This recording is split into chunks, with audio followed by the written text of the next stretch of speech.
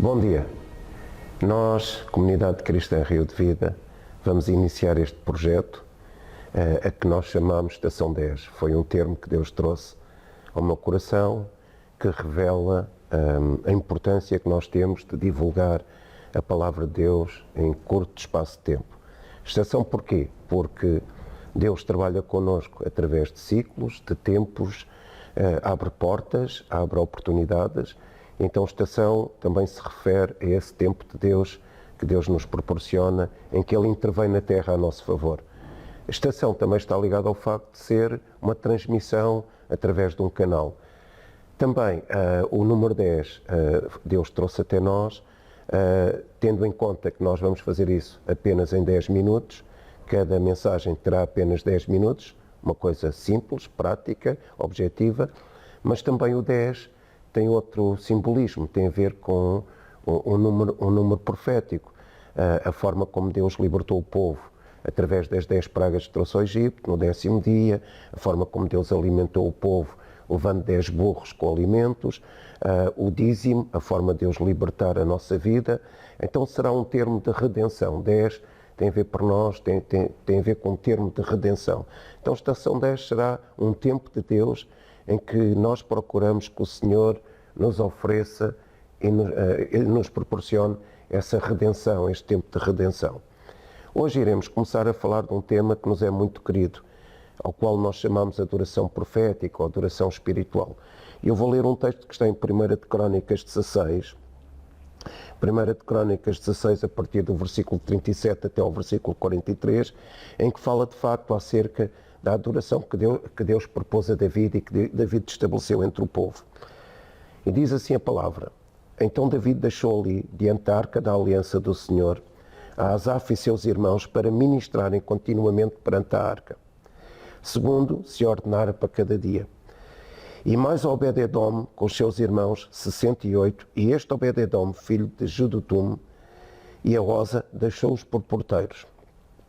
E deixou Zadok, o sacerdote, e a seus irmãos, os sacerdotes, diante do tabernáculo do Senhor, no alto que está em Gibeon, para oferecerem holocaustos ao Senhor continuamente pela manhã e à tarde, sobre o altar dos holocaustos. E isto, segundo tudo o que está escrito na lei do Senhor, que tinha prescrito a Israel. E com eles a Ema, Hernã e Jedutum, e aos mais escolhidos, que foram apontados pelos seus nomes, para louvarem ao Senhor, porque a sua benignidade dura para sempre. Com eles, pois, estava Irmã e Jedutum, com trombetas e símbolos, para os que haviam de tocar, e com outros instrumentos de música de Deus. Porém, os filhos de Jedutum estavam à porta. Então todo o povo se retirou, cada um para a sua casa, e voltou David para abençoar sua casa. Então nós verificamos aqui um projeto, um plano espiritual, um plano de adoração, em que Deus proporcionou a David para proporcionar também ao povo uma adoração coletiva e a possibilidade de todos poderem constatar a presença de Deus. Verificamos aqui que havia dois cenários, o cenário de Gibeon e o cenário do Monte Sião. Porquê dois cenários? Num lugar havia adoração contínua, em Sião, adoração contínua, e em Gibeon havia sacrifício. Haviam duas turmas que uns adoravam continuamente e outros sacrificavam. Mas o importante aqui é perceber que Deus ainda hoje pretende que nós desenvolvamos, cresçamos numa adoração, de uma adoração celestial, de uma adoração profética, porque o padrão da adoração profética é a adoração celestial. O que é que isto significa? Significa que nós adoramos a Deus com a nossa vida, com uma paixão santa. Nós adoramos a Deus da mesma forma que respiramos. Assim como nós necessitamos de respirar, nós necessitamos de adorar a Deus no mesmo ritmo, no mesmo compasso, na mesma intensidade, na mesma necessidade. Então, Deus proporciona-nos essa adoração no sentido de que nós nos sincronizemos com Ele, com essa estação em que Ele se manifesta presente. Será uma adoração contínua, baseada na revelação da graça de Deus. E o que é isto, a revelação da graça de Deus? é uma adoração com o coração quebrantado, como David expressou no Salmo 51. E Jesus procura isso, verdadeiros adoradores em espírito e em verdade, ou seja, pessoas que se querem sintonizar com o Espírito Santo que está no seu coração para poder ter uma revelação mais intensa, mais profunda, mais genuína, mais ampla de Deus. E essa adoração vai oferecer-nos o poder de estarmos na sua presença, o poder de conhecermos a sua presença. Então essa adoração genuína é uma forma de vida que Deus proporciona à Igreja hoje. David tinha a sua harpa, e a harpa de David sempre simboliza essa adoração genuína. A harpa de David era um instrumento, um veículo que simbolizava a sua relação com Deus, a sua conexão com Deus. E David tinha este sentido do mover profético, uma vida do mover profético, do mover do Espírito, de uma adoração espontânea. Não uma adoração comercial, não uma adoração forçada, não uma adoração programática, não uma adoração estrutural apenas, mas uma adoração de coração, uma adoração espontânea, uma adoração de conhecimento da verdade, de quem Deus é, da relação com Deus, do seu amor como Pai. Ao longo da vida nós conhecemos pessoas que nos proporcionaram essa reflexão e este sentido profético, de conhecermos este tipo de adoração. E nós somos gratos por isso, porque vemos que essa adoração oferece à Igreja o poder e a autoridade para enfrentar e derrotar os inimigos que hoje se levantam. E a Bíblia diz que o Senhor está entronizado. E o Senhor se entronizou no tabernáculo de David e o Senhor hoje se entroniza no nosso coração. O Senhor se entronizou na adoração de David, assim como se entroniza na adoração da sua Igreja. Uma coisa interessante, Deus educou o homem, instruiu o homem para fazer uma série de coisas que tinham um propósito e um significado, como a arca de Noé, como o tabernáculo de Moisés, como o templo de Salomão e outros mais, mas o interessante é que a única coisa que Deus vem construir de novo na terra, que Deus vem restaurar, é o tabernáculo de David. O tabernáculo de David, diz a Bíblia, que voltará a ser edificado. O que é isso, o tabernáculo de David? É este momento, este espaço, esta atmosfera, este clima, esta forma de adoração profética, essa forma de adoração em espírito e em verdade, essa forma de adoração espontânea, do mais profundo do nosso coração, com uma paixão santa, para conhecer Deus, para viver Deus, para saber quem Deus é. E diz a Bíblia que o Espírito Santo é a pessoa, o querido Espírito Santo é a pessoa que nos revela as profundezas de Deus. E a adoração profética é essa revelação das profundezas de Deus. Deus continua a querer restaurar essa adoração profética através da liberdade que nós temos no Espírito Santo. O Espírito Santo é a pessoa fundamental e essencial para nos levar a essa adoração num estágio sobrenatural e espiritual superior, ir mais além do que aquilo que nós construímos com a música, com os poemas, com a estrutura musical, com a estrutura de culto. Então a adoração profética é muito mais do que isso. E eu quero falar acerca de uma questão. Sempre que oro por alguém que tem esta percepção da adoração profética, eu vejo como que a arca de David sobre a cabeça dessa pessoa.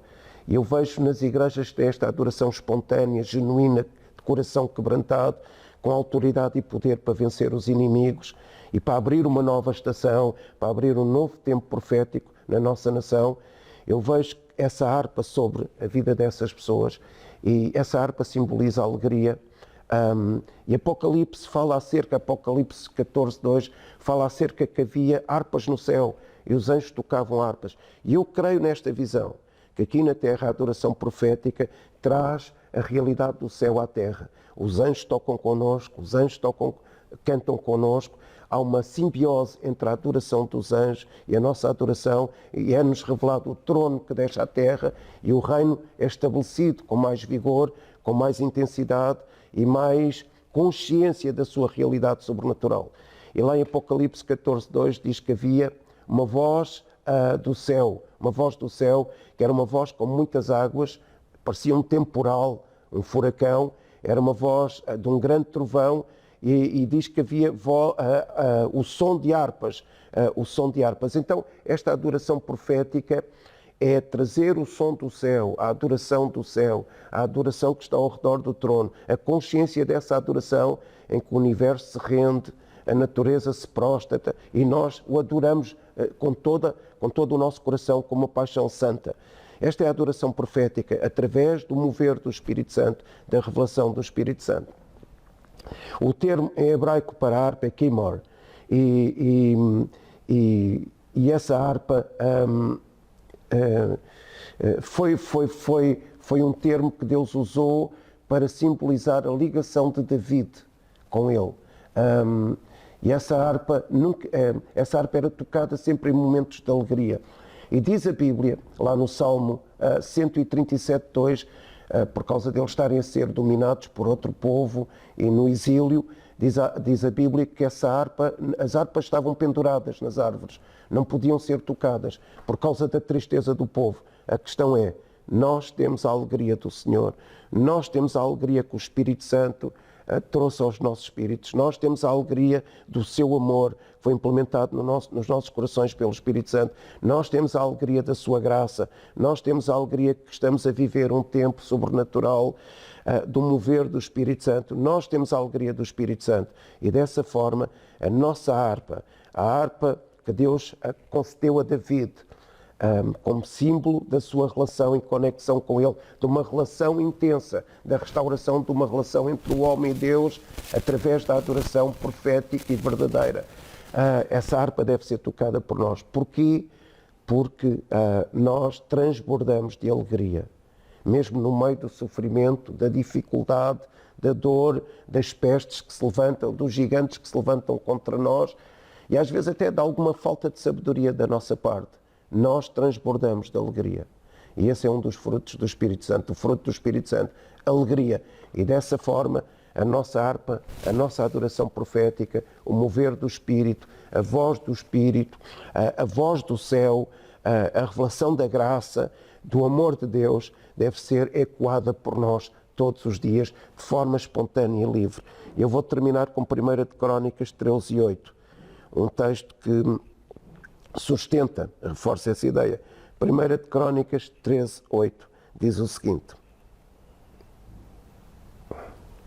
David e todo o Israel se alegraram perante Deus, com todas as suas forças, com cânticos, com harpas, com saltérios, com tamborins, com símbolos e com trombetas. Porquê? Porque a presença de Deus foi revelada em cada segundo, em cada minuto, em cada momento, em cada estação. A presença de Deus estava a ser revelada ao povo de Israel através do plano sobrenatural que Deus concebeu no coração de David. Que Deus vos abençoe.